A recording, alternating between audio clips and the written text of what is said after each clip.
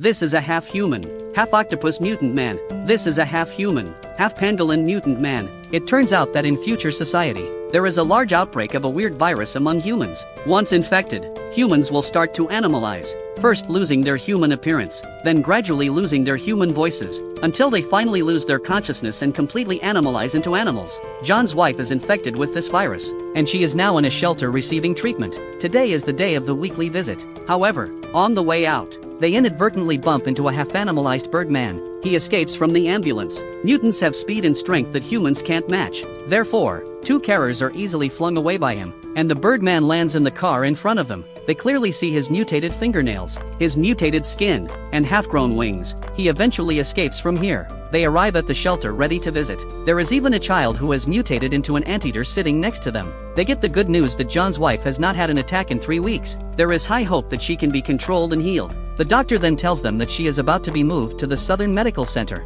and they decide to follow her there. The walls of the woman's room are littered with claw scratches. She is now in the form of a half-human, half-bear. Tom, their son, can't accept the changes that have happened to his mother. The scars on his face are from her out-of-control scratches. So when asked about his parents, he bluntly states that his mother is dead, showing that he wants to fit in with the mainstream and doesn't want them to know about her mutation. That day, an accident occurs. The car escorting the mutants to the south falls into a lake. One of the mutants drowns, and the others disappear, including John's wife.